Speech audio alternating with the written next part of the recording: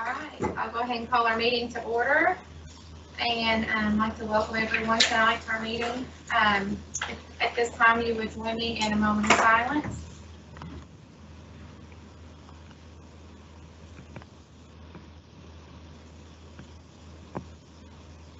Thank you.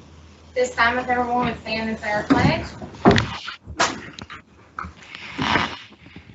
I pledge allegiance to the flag of the United States of America and to the republic for which it stands, one nation, under God, indivisible, with liberty and justice for all.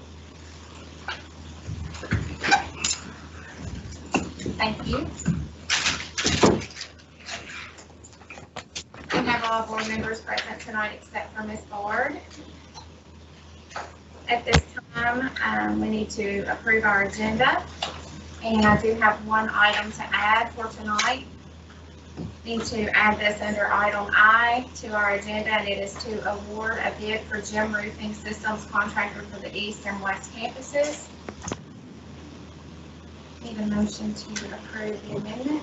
Make a motion. A motion by Mr. Johar. Second. Second by Mr. Bowers. All in favor of adding item I to the agenda, please say aye. Aye. I hear you, Susan. Yeah. All right, and now we're down to approve the amended agenda.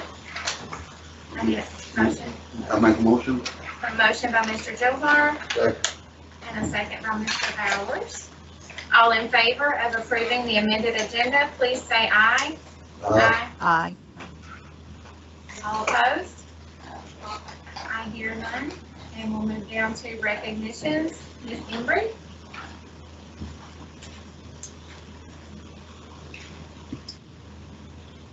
Good evening, board members and guests. I'm going to attempt to share my screen.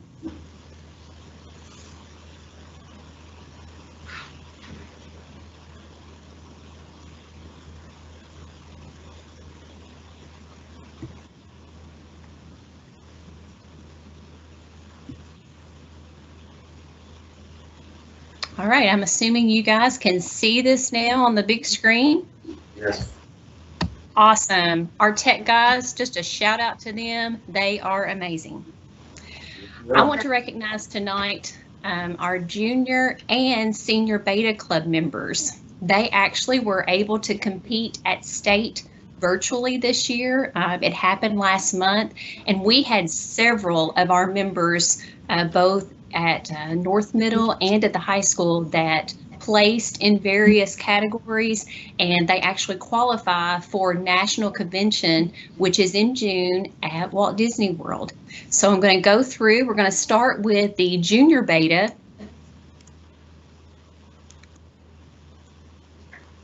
Let me find, there we go. All right, first up, we have the whole team, the Junior Beta Club, created the this T-shirt, and under apparel design, they placed 4th. I thought that was super cool. They also placed 4th in the recyclable art. You'll see that's a bunch of license plates behind that. In a normal setting, we would have all of this on display there for you to actually see before and after the meeting. So I'm hoping you can see the pictures well. We have Lily Cheney. She did an amazing job on her speech. I got to watch it online, and she placed 2nd. And then she also placed 4th in jewelry, and there's what she created. We have Nathan Abney, who placed 2nd in 8th grade social studies. And this group of ladies, they are the rapid response team and the service snapshot team. We've got Molly Miller, Sophia Dieter, Lily Dar, and Lily Cheney, and they qualified for nationals. That's all for the Junior Beta Club, so I want to say congratulations to North Middle's club for all of those who competed and have placed. And now to Senior Beta. We have another state officer, Buzzy Ashley, competed, and he is the state beta secretary. We have this large group of kids who created a campaign skit, and so I want to just go through each one. Stetson Childress, Jackson Miller, Baker Hardison, Grant Mefford, Hannah Rager, Caitlin Petrie, Rayleigh Chadwick, Carson Groves, Haley Howe, Brady Steele, Abby Scott, Autumn Duncan, Jess Robinson, Dalton Marcella, and Camden Harris. And then apparel design, the t-shirt there in the middle, I tell you, we have some great kids who can design some shirts, both junior and senior beta. This group, these two ladies, Madison Morris and Baker Hardison, placed third. Then we have Madison Woodall, who placed fifth in agri-science in 9th grade. We have Miss Olivia Brackett, who placed fifth in language arts, 12th grade. We have Jocelyn Niehaus, who placed second in the 2D design. There's her design there. We have again Miss Olivia Brackett, who placed fifth in the Division II color photography. We have Miss Maggie Woodruff. It's not a real clear picture, but Maggie has become very well known for her cake designs, and she placed first in Division I sculpture. And then Isaac Nelson, that you probably can't see from the picture, but this is a 3-shelf piece of woodwork, and he placed third in Division I woodworking. Miss Hannah Rager did an awesome job again on a speech, and she placed second in Division I speech. And Miss Lexi Miller, a senior, she placed second in Division II speech. We have Mr. Mason Thompson, another woodwork piece. He placed first in the Division II woodworking.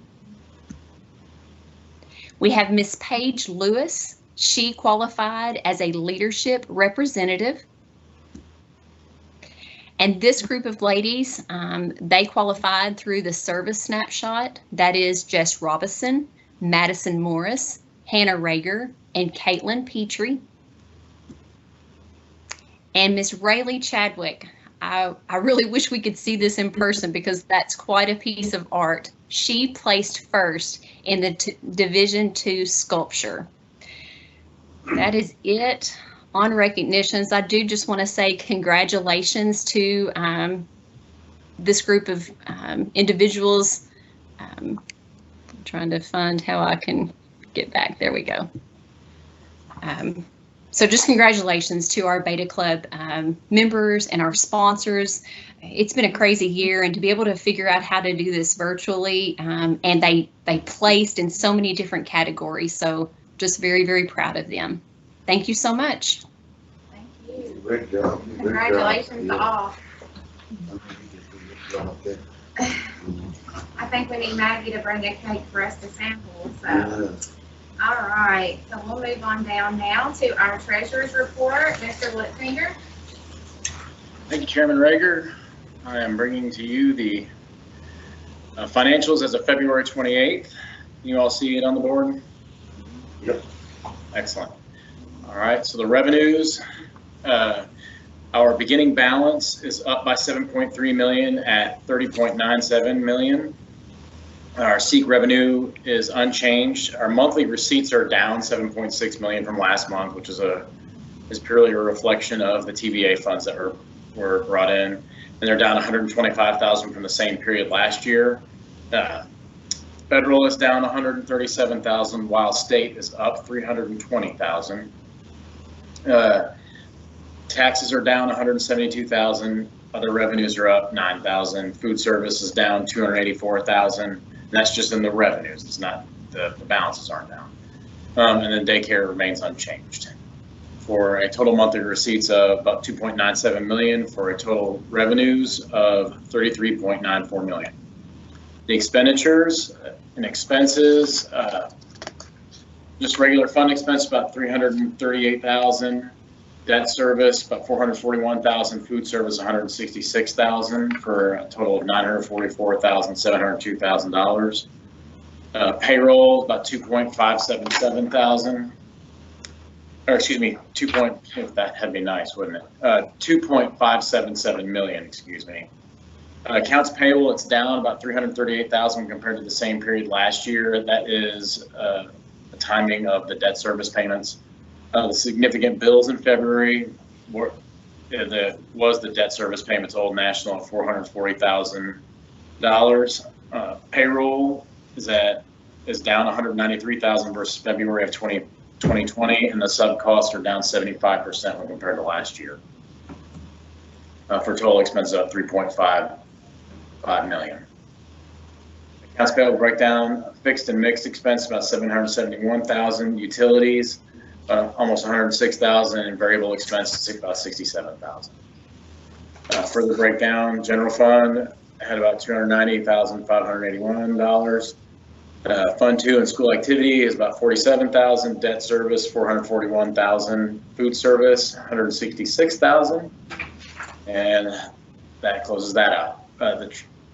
The ledger balance at the end of the month, 30.4 million. The bank balance about 23.2, with outstanding checks of 607,000 for a cash balance of 22.6 million. Further breakdown: a general fund is about 23 million. Other significant is debt service is about 1.5 million, and that's, or excuse me, 1.56 million. It's a reflection of the debt service payment. And food service at 1.2 million, so they're still at a healthy balance. Total being 30.42 million, which is down about 554,000. Extended financial picture: through July of 2021, we expect to have about 25.56 million in the bank. Are there any questions? Are there any questions regarding the treasurer's report? Make a motion to accept the treasurer's report. I have a motion by Mr. Gilmore, Second. second by Mr. Bowers. All in favor of approving the treasurer's report, please say aye. Aye. All opposed? I hear none. We'll move down to the payments of bills and salaries. Mr. Woodson. All right, thank you again, Chair Rager. For the March board bills, I bring to you $230,934.16. Of that, approximately 70,000 is utility expenses, fixed and mixed expenses about 101,000, and variable expenses of 60,000. And most of it's general fund. So, and fund 2 is about 32,000, debt service about 52,000. Are there any questions? Any questions on bills and salaries? If not, I need a motion to approve. Motion by Mr. Bowers. And I'll second. All in favor of paying bills and salaries, please say aye. Aye. Aye. All opposed? I hear none. Thank you, Chairman Rager. Thank you. Move down to public participation. There was no one. Don't have anyone on tonight. So we'll go down now to the superintendent report, Mr. Davis. And number 1 is personnel actions. We have those in our report and they're placed in the minutes. All right, now, I always forget to say that. All right, thank you, Chairman Rager, board members. I have a few things, but I want to spend some time at the end with the principal's reports. We're going to bring them back tonight as they talk about reopening school next week for 4 days, but we'll get there. First, I want to thank our tech guys. You're hearing it over and over, but making this work is not simple. We're kind of a hybrid schedule ourselves tonight, so we're trying to make it work back in person, but thank you guys, all y'all, appreciate it. You're doing a great job, and apparently it's working well so far. I want to talk about legislation just a little bit. That's almost wrapped up now. We're down to basically, I think they're off now about 10 days. The governor can veto some things if he wants, and then I think there are 2 more days to override those vetoes potentially. So there are 3 bills that, I'm just going to kind of highlight a little bit tonight. One is a pension bill, and it's for new employees. By and large, this has gotten favorable reviews from your groups that have, that are supporting the teachers and trying to make sure that, nothing goes through that's unwanted. And this is for new employees only. That looks like they're going to have to work a little bit longer. to a longer, to maybe 57, I think, instead of where they are now. But there's some things in it where they can, contribution may be a little different. Some of it is defined contribution, some of it is not, where they can put it almost on the market, money in the market. So but by and large, it seems fair, and it seems fair if you tell them up front what they're getting into. And our worry was here, if it wasn't a good deal, it's going to be even harder to recruit new teachers. So this feels like it's, there's a lot of things underneath it, that we're working through, but it does feel like overall, this is much more positive than what we were dealing with a couple of years ago. I can assuredly say that. The other one's HB 563, and I think it's HB 563. I know it's 563, maybe Senate bill. But this is the one about tax credits, and this is a concern of ours. And I won't go into the many details on this, but basically what can happen here, folks can set up a tax credit, basically a scholarship for folks going to private schools. And nobody's against kids having the chance to go to private schools or homeschool. They totally have that right. The worry is that some funds that would be going to public schools would be going to these schools, and the private schools don't have to do what we have to do. There's no accountability, there's no testing, there's no open records request. There's, with some special needs kids, there's not as many things in place. So if we're held to that, and they're not, that's a little bit of a discrepancy there that worries us. And anytime you take money away from from public schools, it's a concern. So that's something we're watching, passed very closely in the House, very closely in the Senate. So if it does get vetoed, which we kind of anticipate that it will, we'll see what happens on the back end of that. And the last one that, there's a lot of buzz going around about is, but I don't remember the numbers, the supplemental year, or the red shirt year. And I think there is some misconception out there that maybe this is just for seniors and just for athletes. This is now K through 12. A student could basically say, you know what, we're going to do the year over. Now, for a lot of kids, I see the positives. For some parents, I see the positives. For administrators, as we talk through it, it brings some questions with it, like how do you staff? That's just one, that's a big one. But that's just, what classes do they take? What if they were taking, what about keys money? There's just a lot of things that we're a little concerned about, even though we're not opposing what's happening there. Now, the way this works, the way it's proposed, is that each district's board would either say yay or nay. They either all can or none can. So it won't be where one comes and they're a ball player and you got to say yes or no, and another one comes and they're not and they're in the 4th grade. So there's things there that, that's what's behind that. The board would definitely be involved. Now, something I'll say about sports that's been brought up, just one of those things if you're not careful about, KHSAA has a rule, if you turn 19 by October 1st, you can't play that year. So they have to be careful about this if you're thinking sports now. You may be in the 8th grade and you say, all right, maybe you're one of the older ones. I started one of my kids early, and one of them I held off as long as I could. So if you're not careful, folks, we need to make sure we're clear on telling folks, giving them this information. You surely wouldn't want a kid taking another year in 8th or 9th or 10th grade and then they couldn't play their senior year. So there's some things that go along with that, but I know, Mr. Bowers, you said you had heard why just senior athletes. That's not the case. It's all kids. Well, they also asked about the 19-year-old rule, because they still had the old rule in their heads that when you turn 19 during the school year, you had to stop playing. Yeah. It wasn't if you turned 19 before a certain date, you could play right up to your 19th birthday. Right. Right. Well, the other thing is, what if you have somebody comes back to mainly play sports, and I don't want to get too deep into this with a bunch of hypotheticals, but what if they play a fall sport and then they say, well, I'm done? Well, how's that affect? Is that a graduation rate problem? What if they don't test? If they don't test, is that going to hit us? So there's some things there to work out on our end, but for a parents and all point of view, I understand some. Now, again, how many will take advantage of this? All these things we don't know. So there's a lot of questions there, but one I can answer is it is for all kids. And it'll be all or nothing as each board makes a decision. Now that puts boards in a tough spot if for whatever reason one board says no, and then, let's say Muhlenberg says yes, one said float, are they gonna try to move here? So you get into different things there, but KHSAA, as far as the sports part, they still have a say in it. So it's the October 1st, 19 by that date, you don't play even if, even if you're still 18 for fall sports. So hopefully that clears that up just a little bit. Want to move on to facilities now. We're still moving down that road. I'm still very hopeful. We were hoping to have a meeting next Monday. We're still waiting on KDE. And all along, this has been my worry, and I assure you, we're making calls, we're doing everything we can, we're trying not to be pests, because I know they're doing their job, I know they've got a lot of them to do. But we've been under the understanding that this would be back a little quick.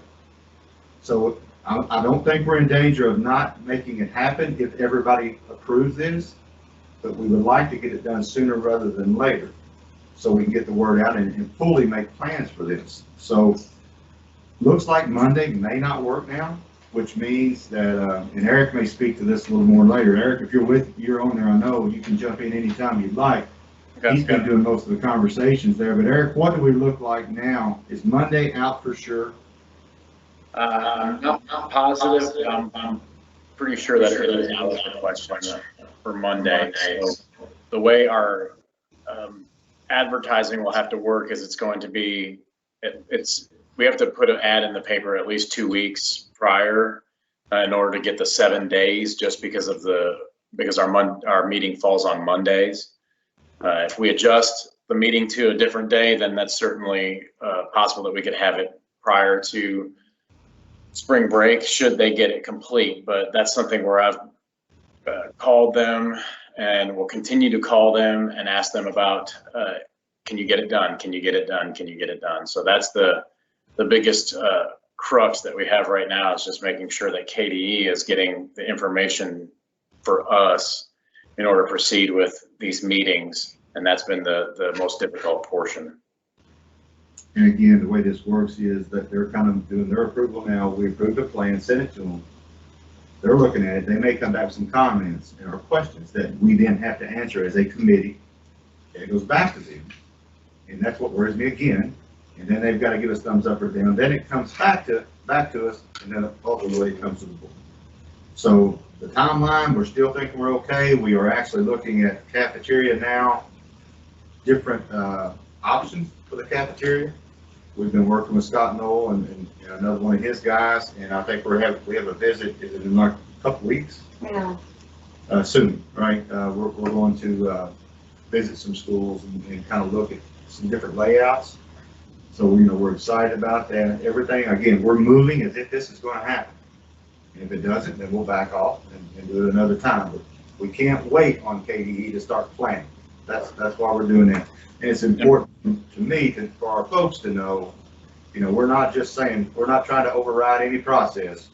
We're just moving forward. And if it does, so we have a chance, basically. Eric, you have. And Robbie, to that point, that's the reason why we did the BG1s like we did, was to make sure that we could keep the process moving forward and not have KDE be a hindrance in the cafeteria process.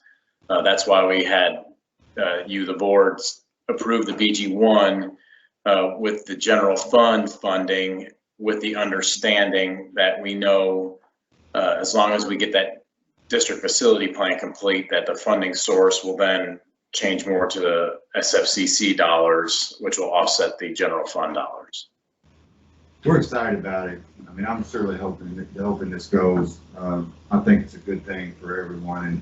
And I will tell you, Ms. Bumps and I are meeting with seniors, a group of seniors, probably a dozen, 15 of them, I guess, pretty much every Wednesday for the last month. We missed yesterday, but we met with them several times. And although this wouldn't affect them, I asked, they're going to tell me the truth. I mean, they got nothing to lose. And I said, guys, what do you think about getting all the kids over there on one campus? And I said, give me some negatives. What do I need to be thinking about that maybe I'm missing from a student's point of view? Zero negatives from those kids. And finally got one from Isaac Rose, and he said, you should have done it 2 or 3 years ago. And I said, fair enough, but our numbers have dropped to the point, unfortunately, student population has dropped to the point we can do this without building a bunch of classrooms and all, which those would cost through the roof. We simply need to expand the cafeteria. So I guess that's one reason I tried to throw out to them, but they're like, we're going to know our teachers better, more school spirit. It's just good. So we surely hope we can make it happen next year. But again, that's where we are with that. We're working on a summer school plan for some folks who have basically, I don't want to call it summer school, I am now, but it's more of a camp type thing. We're going to try, hopefully, be an upbeat, helpful thing, not a punitive thing, but for folks who need help catching up. And we're working on how many staff members can we get to work this, and then how many kids do we need to get. There's a lot of logistics involved in this, the feeding, the transportation, and we're getting there. We're not quite there yet, but we're going down that path to try to help some kids this summer. Excited about that. And next year, we're trying to decide what kind of virtual option do we need. Well, we may very well still need some type of virtual option, but I'll just be honest here, we don't want it to be nearly as wide open as it is now. Some kids are doing really well, yes, and some kids we're having a very difficult time reaching, and we don't want to lose those kids totally. We need to go back all the way. Well, we're looking at what kind of parameters can we put in, because I know we understand that there'll probably be some that really need it, and so what's reasonable? We're trying to do what's best for kids, what's reasonable, and also reasonable for our staff. Because you can only do so much well. In some classes, you take some of your CTE classes, that's very difficult to do virtually. Some dual credit classes probably would be. So there's some things there that that's a big picture item. We're trying to whittle down, and we're talking to other districts, what are you guys doing? Because sometimes they'll thought of something we hadn't thought of. So we talk all the time. So Some of the summer school, like what kind of timings and yeah, I think I know you're not set on it yet. well, we're pretty close to set on the times, and I can have maybe Donna or Jerry or Brian jump in. That first one, guys, one of y'all help me out here. It's June 1st, I think, through what? Y'all remember the date right off the top of the head that we're working on? We're looking at June 1st through June the 17th. Okay, and that's where I think middle schools and high school, and I think the elementaries are looking at, and guys, correct me here, it is July. They're going later. They're going more towards the beginning because they're younger and retention and all this. They're thinking, is it July 24, 28? No, they'll know it. One of you elementary. July 19th through August 5th. That's what I almost said. July 19th through August 5th. So we're pretty confident those are the dates. And Joe, we worked with you. You think we're good on that and good on transportation. So now, as far as which kids we're targeting and how many we can handle and all that we're still working. Good question, though, Mr. Joe Hart. Appreciate you. Okay, finally, we're to 4 days a week starting next Monday. We've been waiting on this for a year. It's not 5 days, it is 4 days, leaving Wednesday open for virtual. We're down in the yellow. The county cases, I think we were, dropped dramatically.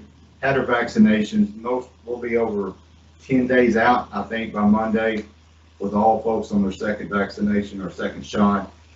So I will say all safety protocols still in place, still masks, still temperature checks. The only thing that could change is, depending on how many kids come, is social distance. So 6 feet will be ideal. That's what we'll still shoot for. And in some classrooms that will not happen. And we'll do 5 if we can, or 4.5. So we're doing the very best we can, but we want everyone to know, still have the mask on, all those things still in place. When they eat breakfast and lunch, 6 feet is going to happen. Now that's going to slow us down, and that's okay, because we're just happy to have them back. So we may be having some eat in the gym a little bit, or we have to add a lunch period. In some cases, they're just adding another lunch period. Is that messing up schedule some? Yes, it is. But you know what? We'll work through it. We're still seeing kids more than we are now. And I do want to commend so many folks, but I'll say those building principals, once a decision was made here, that's a tough decision. But once you make the decision, okay, now guys, you figure it out. And they're figuring it out. And they're working through it. The feeding is a whole different issue. Transportation now is a whole thing. So there's a lot of folks working to make this happen. And then when you're in the actual classroom, okay, now it's different. So there's a lot of things going on, but we are excited. It's going to be a positive thing. I'm sure, I understand some kids are saying, you know what, I'm not coming back this year, I'll do it next year. Okay, they have that option, understood. Next year, we hope to start 5 days a week, the way it looks right now across the state. So I do want to say we're excited about that. That's a positive thing, and we've needed this. It was a year ago, sure, was it the 13th or so? I think we're just over a year that we had our first virtual day. We had no idea. No idea. We're thinking a couple of weeks and we get back on track. Then we thought a month, then we thought next school year. So that's where we're at. But I'm gonna let principals talk a little bit now about kind of where they're at and maybe some of their numbers. We're anywhere from 50-something% coming back. I think the high school was the lowest, which is always the case statewide, up to 88%. I think in some of the elementaries. That's the number. Okay, I'm gonna turn it over to principals. I'm sorry. One question. Yes, ma'am. I've been several teachers had talked to me about they went back to 4 days a week, concerned about the Wednesday being the day, being virtual, thinking that it was better for students to be 4 days all together and then having like either a Monday or a Friday. So was that all discussed with the teachers and staff, or was that just a decision made? I mean, I'm just asking because I was asking. You're getting a lot of different opinions on that. We talked with principals, we talked with transportation, we talked with food service. It had already kind of been set up that way. We just decided to finish the year that way instead of changing. Some districts are keeping it at Wednesday, some are doing Monday, some are doing Friday. There are great reasons to do everyone. So yes, there was a bunch of different opinions on that. So we decided to kind of stay where we are. Okay. So reasonable question though. For some, Wednesday would be best, and for some, they're like, let's just do it Friday, or let's do it Monday. Fair question. Okay, I want to turn it over now to Mr. Sharp from Freeman. All right. We have in person, we have 85% of our students returning in person. That's 286. We have 15% virtual, or 52 students coming back virtual. We are doing class spotlights for different grade levels on our social media to highlight some of the things that our classrooms are doing. This week it'll be leprechaun traps, so that'll be a lot of fun. I don't think we've caught any leprechauns yet, but we're looking for those. And I know Miss Bumps and Miss Jones will stay away from those leprechaun traps as well. We're doing theme days to have some fun. We have 2 separate theme days because we have A, B, but we will be doing one starting next week. Our FRC, Miss Ashley Romans, had 27 students sign up for 27 3rd through 5th grade students sign up for a take-home paint party. And she's also planning a take-home family game night for kindergarten through 2nd grade students. We are doing Eagle Pride drawings at the end of the school day on Google Meet.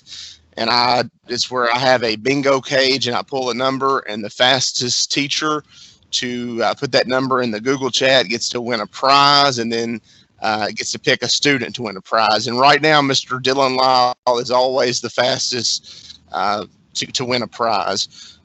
Students are sending out, students and staff members sending in shout outs for Fridays. We recently had a virtual St. Patrick's Day celebration, which was a lot of fun. Our kindergarten teachers participated in some extended professional development for next year. Ms. French is our STLP sponsor, so shout out to Ms. French. She's working to encourage, she got students encouraging each other with virtual cards, and they're also working on some contactless jobs for students when they come back on March 22nd. Shout out to Miss Toomey. She is the leader of the energy team. It's a team that is dedicated to learning about energy, and they meet once per month. And a big shout out to Maggie Fleener. She's a 4th grade student. She placed 10th in the state on the Arts and Humanities written composition. So good job, Maggie.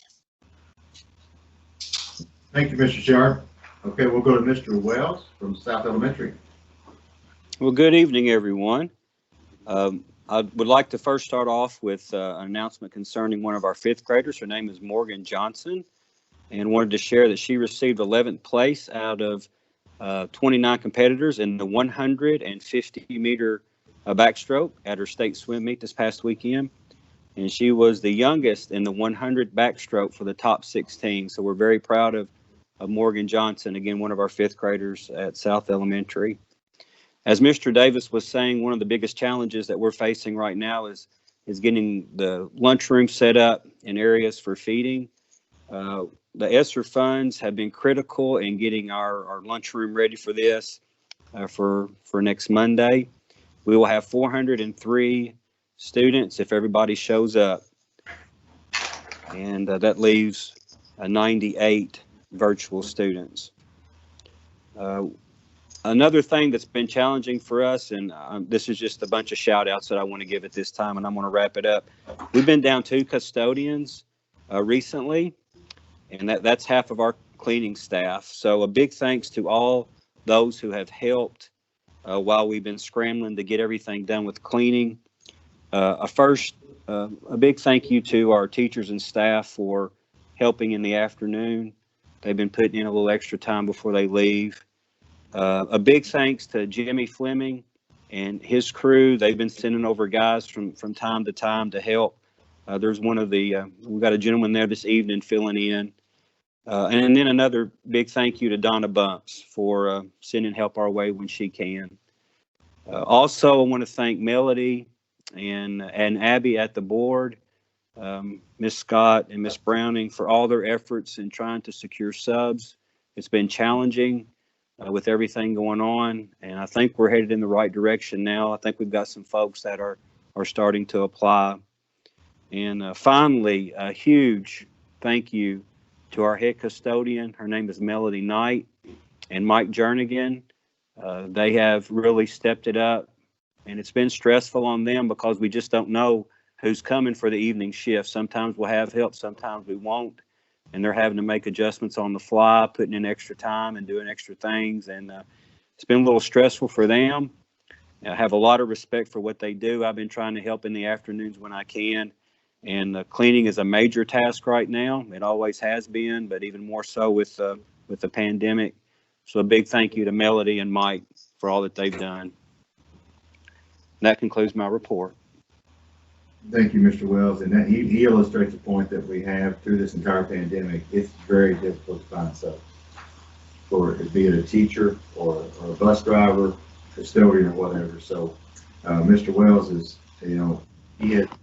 I assure you, he's pushed very hard for us to try to get him someone, and he has been part of the solution down there, helping clean. I mean, he's right in there with them, and I respect that. Next up, Mr. Wells. That's a whole group effort down there trying to get through these last couple of weeks, but hopefully we are heading to a better spot there. We have Miss Sarah Armour now from Longest. Hello. Thank you all for having me tonight. First, I want to ask that you keep Mr. Hardison and Wendy in your thoughts as they lost their dad this week, as well as Jean Moody in our cafeteria. She lost her husband this week as well. So we've had a tough week at Longest. But as far as school news goes, we had our first virtual family night with Mr. Science, Jason Lindsay, last week. He sent materials for each student ahead of time, so they were able to do experiments with him virtually. Each classroom logged in to hear his presentation, and then students at home could log in as well. We also videoed the presentation so that students that didn't get a chance to watch it during the day could watch it at home at a later date. It was a success, so we were excited about that, and Mr. Lindsay always does a fantastic job. We are getting geared up and ready for our students to return in person next week. We have 274 in person and 99 virtual. We've been working to make adjustments to bring those students in the building while we're following the guidelines. We've made new lunch schedules, new rotations, and had to really think outside of the box to make it work. But like always, we have a plan, and we're excited to see all of our students in the building again. And I just want to take a minute to really brag on our staff. We've thrown a lot of obstacles at them this school year. We've made plan A, B, and C to only have to eventually go to plan D. So our entire Longest staff has done an excellent job rising to the occasion and making everything work. Not only our staff members, but our students, we want to brag on them as well. I was talking to some teachers this week, and they can't say enough how our students have been resilient and adapted to this school year, no matter what we have thrown at them. Our kindergarten teachers, they are experiencing the Chromebooks for the first time, and I know they were really nervous about that. But they said in just one day they could see huge smiles on the kindergarten students as they were just rolled right with it, just took off with it. So they were excited about that. Fifth grade really brags about how their students have grown leaps and bounds in time management and have learned to work more independently. So these are all positive changes due to virtual learning and this new way of teaching. So as this year has been crazy and full of unknowns, our students and staff have stepped up in ways we didn't even realize they could. Thank you, Ms. Armour. Like Sarah said, sometimes in the last year, long-range planning feels like next Tuesday. You know, if you go past that, it's almost, you know, it's hard to count on anything, and that's caused a lot of stress with a lot of folks, including parents and kids. So, and we appreciate everyone that's hung in there with us, because I promise you we're trying. And then you get a whole different set of issues and circumstances, and you try to adjust to that and adjust and adjust. And finally, I think we're just at the point now. So, but we do appreciate everybody at home that's hung in there with us, because I know it's been difficult on them as well. Moving on to Ms. Jones from Greenville. All right, I wanted to start out by spotlighting our academic team. They had a great performance on March 6th at regional competition. They actually participated in that virtually. And our quick recall team, of course, took first place. We had several students that placed in written position and other written assessments. But I want to send a big congratulations to Miss Autumn Dixon. She is the daughter of Craig and Cindy Dixon of Greenville, Kentucky, and we found out that she placed 7th in the state at district competition, but at region she was 9th in the state in arts and humanities. So very proud of Autumn. Also, I just want to talk about, of course, coming back next week.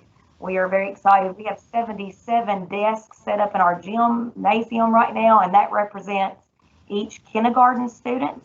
That is our largest group, our kindergartners, and we are excited to be in the gym, of course, with other classrooms, but that was very eye-opening that each of those desks represent one of our kindergartners coming back in person. So we're very anxious for that next week. We want to give a big thank you again to Mr. Brian Lyle and Mr. Wells for letting us borrow those desks. In addition to those that we have put around our classrooms and in the cafeteria as well. So my last report, we had 382 students coming back in person. That was 85%, leaving 68 virtual. But believe it or not, the last few days we have had calls and had enrollments from out of state and out of district. So we have a few more to add to that. We are pushing 400 at this moment. So that is very exciting that we're going to get more kids back in the building. The week of April 26th, I want to go ahead and put a plug in for Miss Sally. She is planning a parent cyber safety event. So that will be coming up the end of April. And pretty soon you will be seeing our 4th and 5th grade honor row students. They will be supporting some t-shirts that we are going to use to spotlight them and just to advertise their accomplishments. So that's all for Greenville tonight. Okay, thank you, Ms. Jones. All right, let's go to Mr. Blake, Central City. Thank you, Mr. Davis, board members. Tonight, I want to start by just pointing out that we have 88% of our students returning in person, so we're excited about that number. Our number of overall students is smaller, but we're excited that we've reached that 88% number. Also want to recognize some of the members of our academic team as well that competed in our district and regional competitions. First off, Madison Stowball in our district competition placed 3rd in language arts. Audrey Doris placed 4th in Arts and Humanities, and Dalton Tapp placed 3rd in Social Studies. Then Madison Soba went on to compete in our regional competition, and she actually improved, and she placed second in regional. So we're proud of those students and how they represented Central City Elementary School. I'm going to echo what Ms. Armour said. We also had Mr. Science, Jason Lindsay from Hooked on Science at Central City Elementary to do a virtual family night. We had over 60 individual devices, but of course around those devices you could see family members gathered, you could see siblings gathered. So it was exciting to see all that participation. We also sent the science kits home, and we saw pictures posted to our Facebook page and to Mr. Lindsay's Facebook page of students engaged in doing those activities with them. So that was something really exciting, and we're going to look to do potentially one more virtual family night before the end of the year. At Central City Elementary, we've started doing a business of the week that we recognize and that we encourage our teachers and our staff to go and support. This most recent week was Stellions in Central City, so we encouraged our teachers to go there and our staff members to go there on Wednesday on the virtual day and just let them know Central City Elementary supports them. And the week before that, it was Southern Pine Boutique in Central City. And of course, before that, we were having some NTI and some snow days, so we hadn't had any for a few weeks before that. You guys, I've mentioned the positive office referrals pretty often that we do at Central City. Just to recognize those students for the month of February, we had a hot chocolate reward party at the end of that month for the students that earned one. And for the month of March, right before spring break, we're going to have a snow cone party for those students as well. So we're looking forward to that. Students really look forward to those and are excited when they get one and they get to hear their name over the intercom and they get their certificate. So that's what's been going on at Central City, and I was thank you for this time. Thank you. Thank you, Mr. Blake. I remember when I was in school, I didn't like to hear my name called over the intercom. Mr. Watkins from ALC, Renaissance Center. All right, good afternoon. I hope everything's going well for everybody. We are a little over 50% as far as students who will return in person. That's 13 students from ALC, and then 12 will remain virtual. We also have several MOVE students who plan to come back as well and start using our lab some. We actually had our first in-person staff meeting yesterday in a year. So it get all of our staff in the same room together and just kind of planning for next week and discussing things. Again, it was just great for everybody to be in the same room. Kind of felt normal again. That we didn't have to do a Teams meeting or a Zoom meeting. Big thanks to Miss Bumps and Miss Clark at the high school for working with our students and our staff in regards to the ACT. I'm sure Miss Bumps may talk about that here in a second, but it was a very smooth process. It went great, and we greatly appreciate them for working with us. And then a little MOVE update. I talked to Miss Beth Ellis today. We are up to 51 credits completed by our MOVE students. 13 credits have been recovered. We have 3 seniors who have completed the requirements to graduate, a 24-year-old, a 21-year-old, and an 8-year-old regular senior. 2 other MOVE students have completed their credits for the year as well, and Miss Ellis expects several others to be done very soon. And that is all I have. Thank you. Thank you, Alex. All right, Mr. Lau from South Middle. Thank you. Good evening. First of all, I want to give a shout out to our cafeteria staff and bus drivers. Just a lot of work that's been put into making sure that food is delivered and everything is ready for that. I know that's a big job, so big shout out to all of those folk. As far as the South Middle, we are at 72% for in-person starting this upcoming Monday. I won't lie, it's a little stressful. It's kind of like the first day of school again, and just making sure that we have everything in order for when Monday gets here, especially with lunches and breakfast and working out all the kinks. Kind of excited for that to happen, just so we know where we need to tweak things and get those fixed and worked out. And then the only thing else I have is this year we obviously have not been able to have our mother-daughter and father-son nights, but for our mother-daughters, we do have our Paint Me Pretty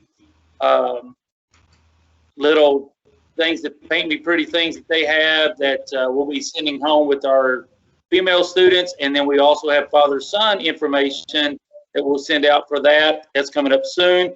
That'll be birdhouses, building kits, stuff like that. So excited about that to happen. And then we're still enjoying our Rise and Shine Challenge games with staff each Wednesday morning. Thank you, Mr. Lyle. You bring up a good point. You think of this, guys. Normally, we're not thinking about this at the end of March.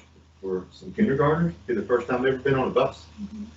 So Monday is a big deal. We used to plan for that for a long time, and now it's just one of the things that's happening. So there are, they're facing a lot of things that you don't normally think about this time of year. Usually those are down. Mr. Jerry Rager from North Middle. We have 300. Back off a little bit, Mr. Rager. You're scaring us. What's that? Your forehead is shining like you got a tan. Right. Am I good to go? Or? We still love you, man. You go right ahead. All right. We have 328 students returning in person, which is 60%. 220 virtual, which is 40%. I know the 60% in person may sound kind of low, but as far as percentages go, but that's still 328 students in the building. I've been meeting with the Student Advisory Council, met with them on Wednesday for the third time, talking about what are they looking forward to when they come back, maybe not what they're looking forward to. And all of them said they're looking forward to coming back to see their friends, their teachers, back to a normal school routine. And they're not looking forward to getting up early 4 days a week or wearing a mask all day long. But we are excited that we've actually scheduled a picture day on March 26th, and we're going to be able to do that. So actually have kids in the building for picture day. That's going to be great. Our middle school girls volleyball team had a successful year. The 8th grade they won 5 games. They're playing their last home game tonight. And Coach Paige Birch and Caitlin Bingham have made great strides with the middle school volleyball program, only in their 2nd year. I also want to recognize our archery team. They competed last week at the state archery competition. They placed 38th out of 101 middle schools. Very proud of our archery team. This was the only archery competition they competed in this year. I want to give a shout out to my teachers and custodians for preparing for the students. The teachers have been arranging desks, trying to figure out what's the best way to social distance our students. The custodians have been helping with trying to get extra tables for lunch and breakfast. They're also doing some extra cleaning. I want to give a shout out to Tony Harper. He's our head custodian. Tony came in, he always goes above and beyond, but he specifically came in after a volleyball game, and he went home, came in after the volleyball game, and to help prepare for the vaccinations that we had at North Middle, and then came back about probably 5 o'clock the next morning to make sure everything was set up. So he did a great job. So I want to recognize him as well. And our teachers have done a great job of teaching our in-person and virtual students at the same time for the entire year. So I want to give out another shout out to them as well. So that's kind of what's going on at North Middle. Thank you, Mr. Rager. Our custodians have done a remarkable job. I mean, it's all the way through the extra cleaning and now rearranging desks and taking tables out, bringing desks in and trying to figure out how to get the tables for lunch. And also, yeah, I'm glad he brought that up because we need to give them a shout. Let's go look like Donna's ready. Miss Bumps, you are ready. You go right ahead. Thank you, sir. As I said, saving the best for last. I appreciate that, Mr. Davis, and good evening, Chairman Rager and other board members. Just like everyone else, we too here at Muhlenberg County High School have been preparing to get our students back 4 days a week. For our numbers, we have around 53% of our students returning to in-person, so we're very excited about that. With our freshman group having the largest number to return, and then as the kids get older, as expected, the fewer would return, but still in every grade over 100.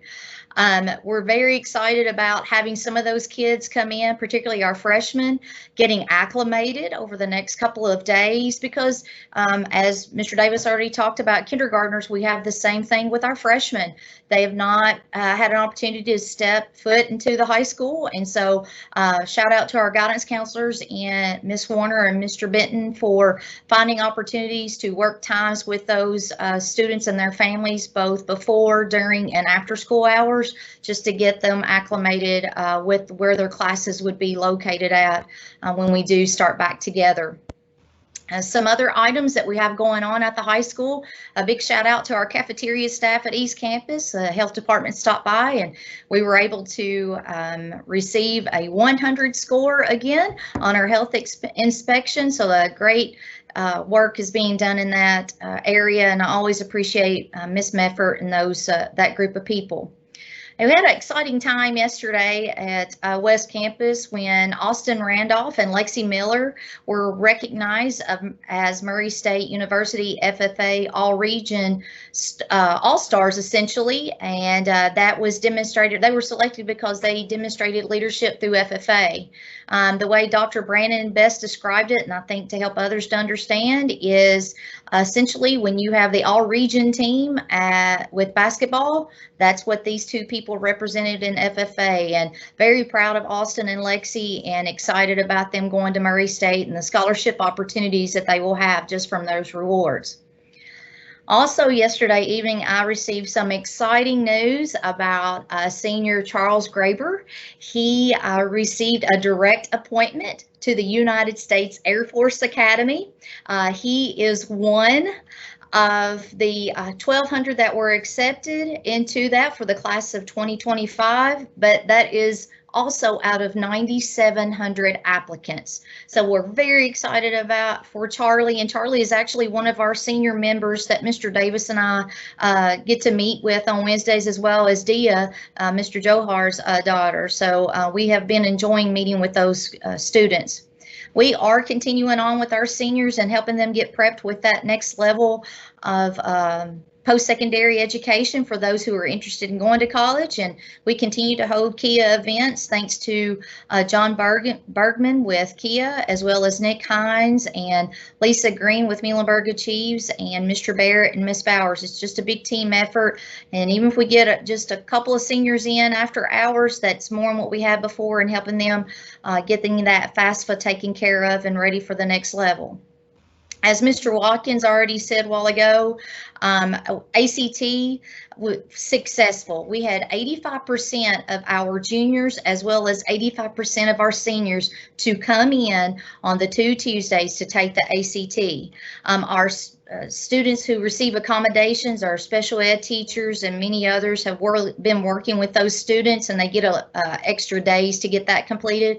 So we're continuing with that. But Ms. Clark is to be commended with a smooth transition and setup with that, as well as Alex talked about Ms. Clark and giving shout outs there. I wanted to definitely take an opportunity to give a shout out to Beth Ellis, Hayes Browning, and Ryan Groves for coming over and helping us out on those days, and appreciate Mr. Watkins for working with us as well on helping make sure that we get our kids tested. Our spring sports are well underway, and a shout out to those coaches for continuing to follow those COVID protocols. And while we're outside, we still have those things that we have to follow there as well. So they're turning in those checklists and continuing to follow that as we move along.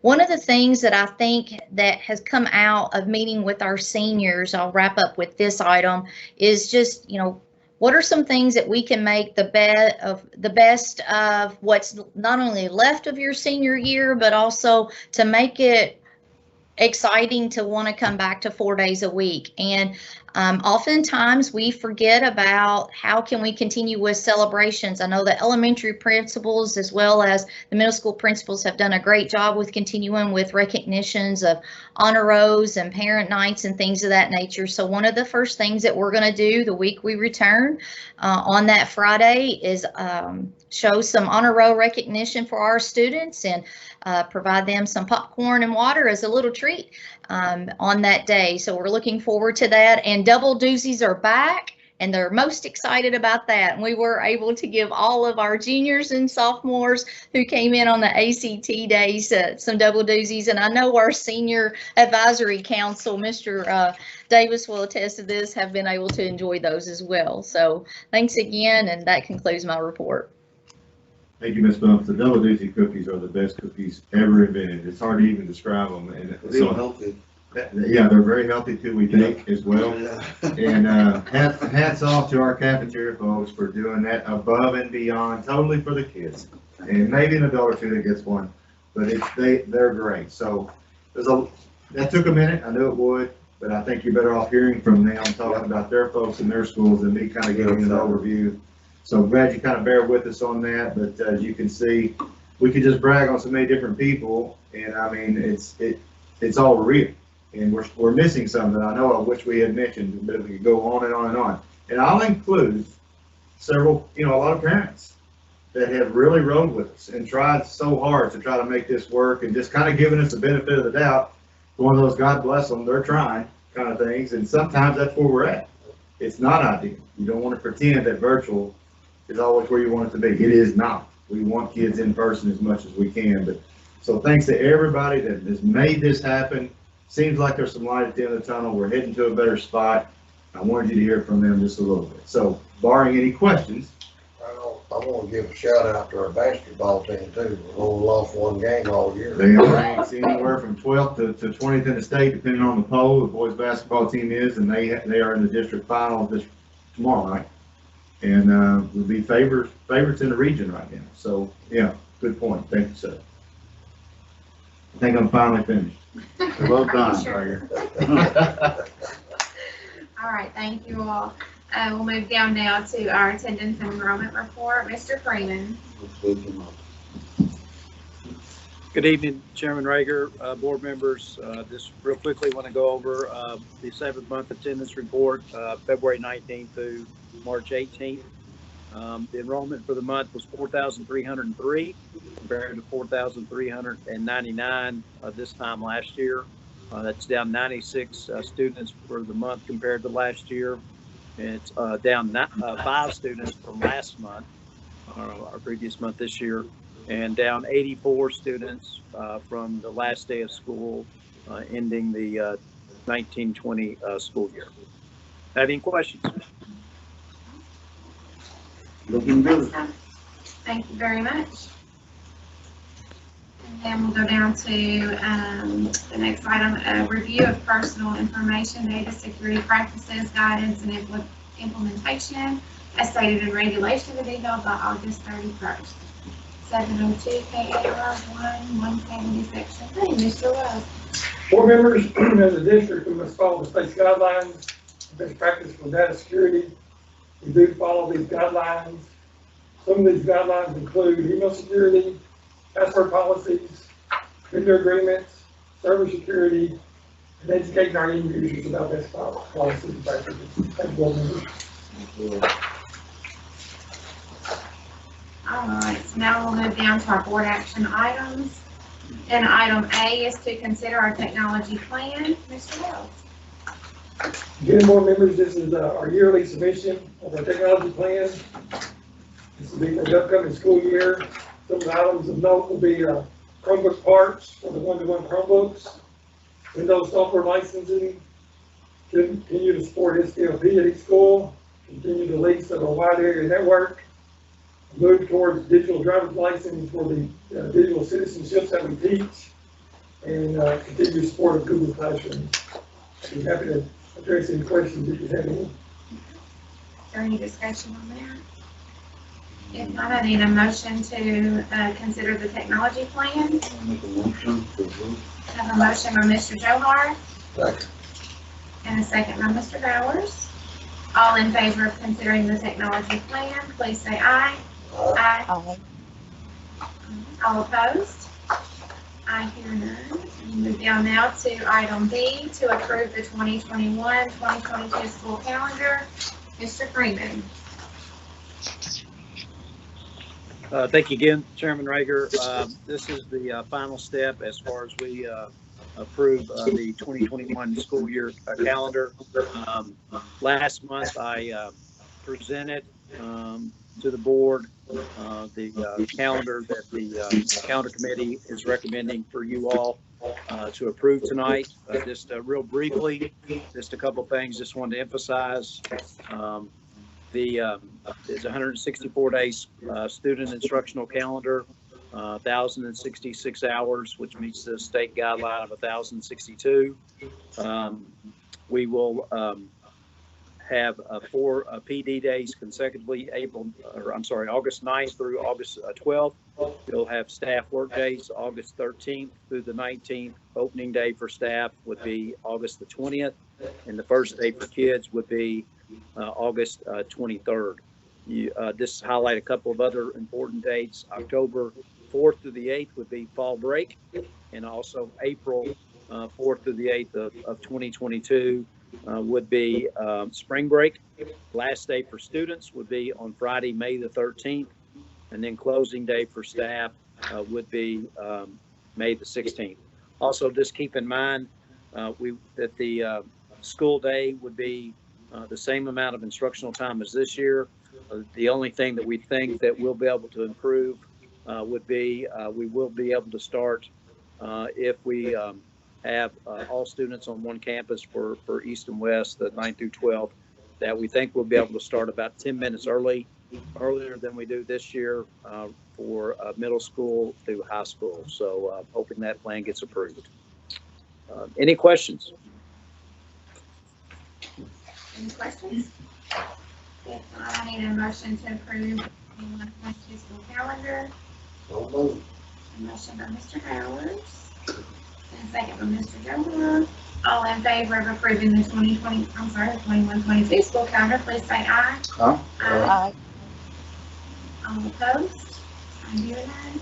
We'll move down to item C, approve community eligibility provision for food service for the 21-22 year. Ms. Cooper? Chairman, Mayor, and board members, I'm coming tonight to ask you all to approve this for another year where all children will eat breakfast and lunch for free at no cost to the district. A motion by Mr. Gilmore. I'll second. Second. All in favor of approving the community eligibility provision for food service for the 21-22 year, please say aye. Aye. All opposed? I hear none. We'll move down now to item D, consider approving summer feeding program for the summer of 21. I'm here tonight again, Chairman Rager and board members, to ask you to approve the summer feeding program for the summer of 2021. A motion by Mr. Gilmore. Second. Second by Mr. Bowers. All in favor of considering the summer feeding program for the summer of 21, please say aye. Aye. Aye. All opposed? I hear none. Do you all have any questions for me? You're doing a great job. You are. Great job. I agree. You're I'm sorry that I crashed here, but my phone wouldn't let me on. Item E is to consider the SFCC fiscal year 2021 KETS second offer of assistance. Mr. Blitzinger. Thank you, Chairman Rager. This is our second KETS offer in the amount of $28,164. Again, it's matched by the Board of Education, thus doubling the purchasing power for the KETS offer. What is this thing?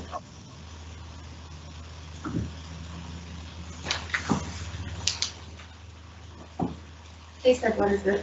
Mr. Joe Harris. question. What is this for?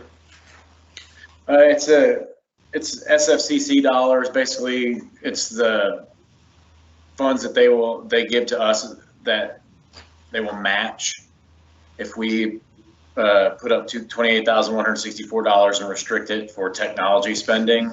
They will match those funds, so it basically doubles our purchasing power.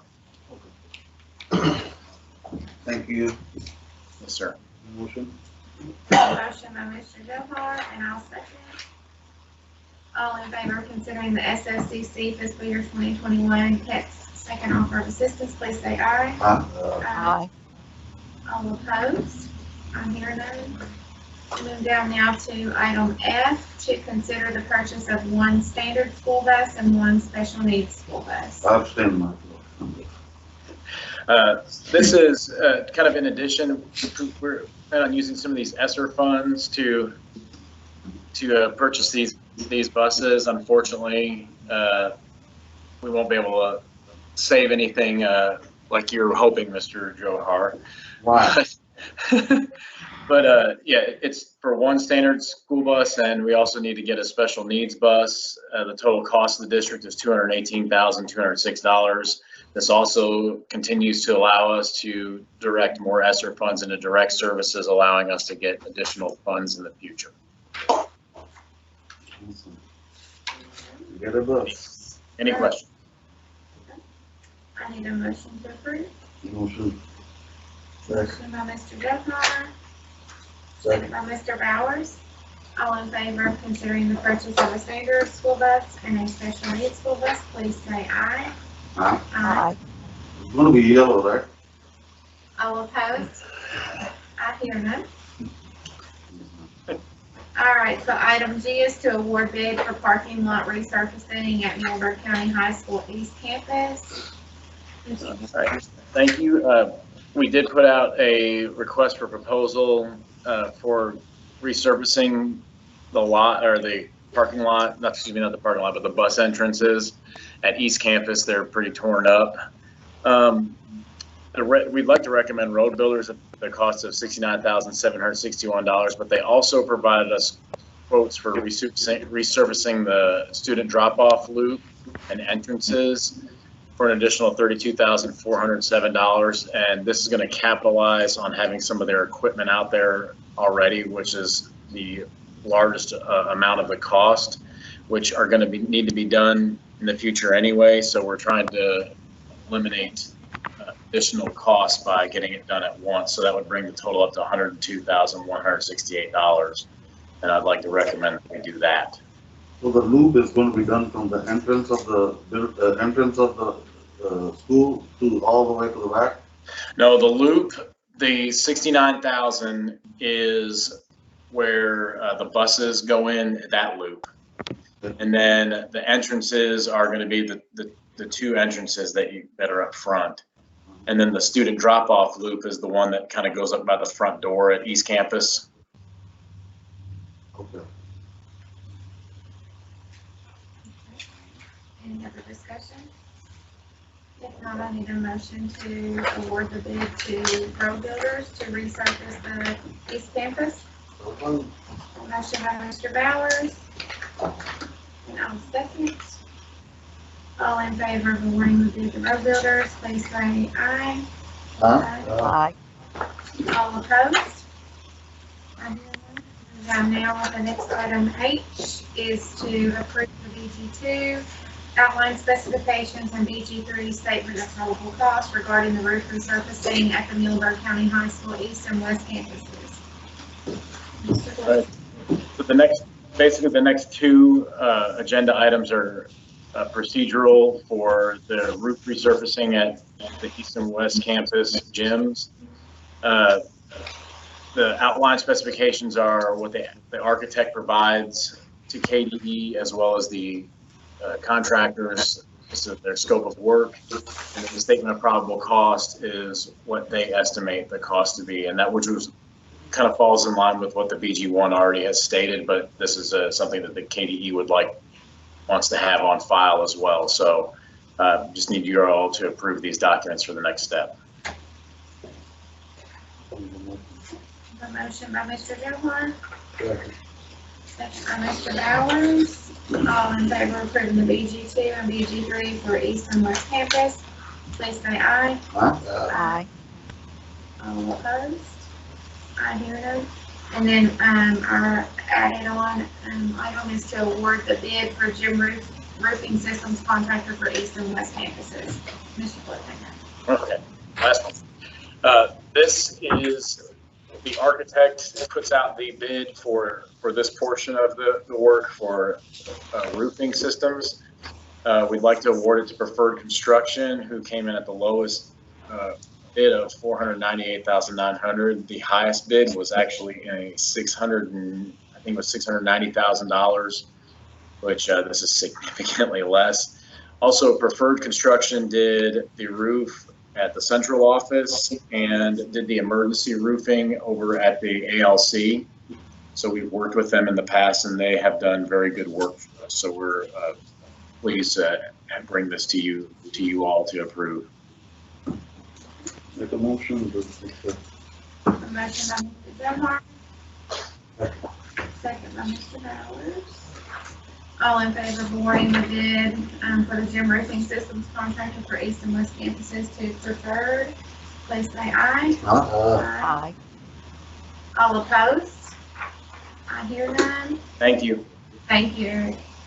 Now we're down to our board consent agenda items, which is to approve the minutes of the prior board meeting and to consider leave of absence requests.